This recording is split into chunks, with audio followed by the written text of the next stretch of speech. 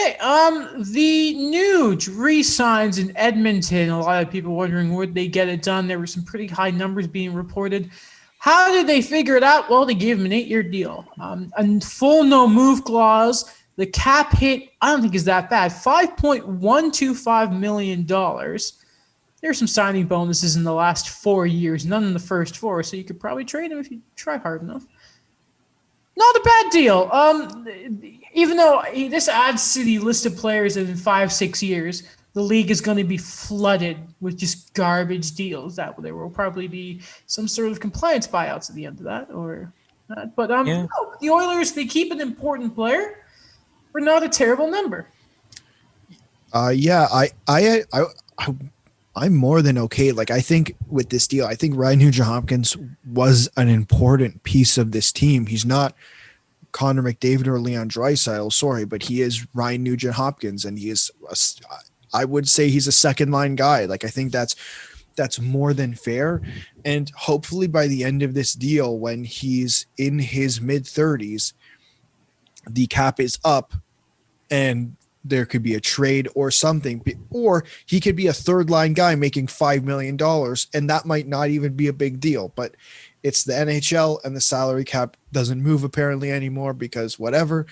But another thing with this deal, and Ryan Nugent-Hopkins in particular, is that the way he plays, it's not going to age as poorly as other deals that we've seen given out around this age. He had a fight with Sean Monahan once, and that's the most physical I think he has ever been. Daniel, the Nuge, the Nugget, as some would call him. Not Ted, just being sure. That was funny. Yes, I was thinking. I missed that joke. What do you mean? He's he's a singer. Ted Nugent. I don't know who. He was like a singer in like the 70s. Yeah, old singer. Anyways, so when in the 70s, Daniel, what was it like taking your girlfriend to the drive-ins? Really? You can still do that now. When they were like, was it like, what was it like watching Wizard of Oz, the first colored movie? What was that like? Wasn't that in the 30s? Was it? Yeah. I mean, 70s was like what, Godfather? Our favorite shows. Okay, anyways, Nugent-Hopkins. Yeah, I agree with Alex. I think that this is a success story for the Oilers in terms of the cap hit, in terms of a guy that they want to get. I love that the standard for a success story with the Oilers is re-sign. And he's mentioned, in those pressers after signing it, that it's a guy that he wants to keep. He wants to stay at Edmonton his whole career.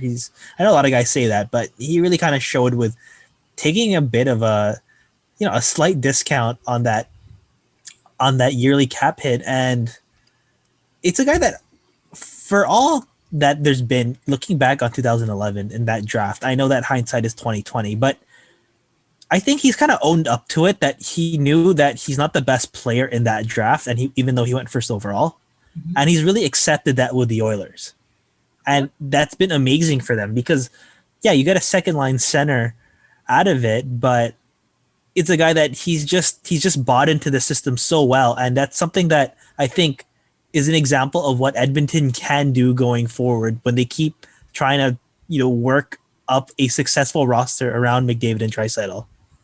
What is he making for? $6 million?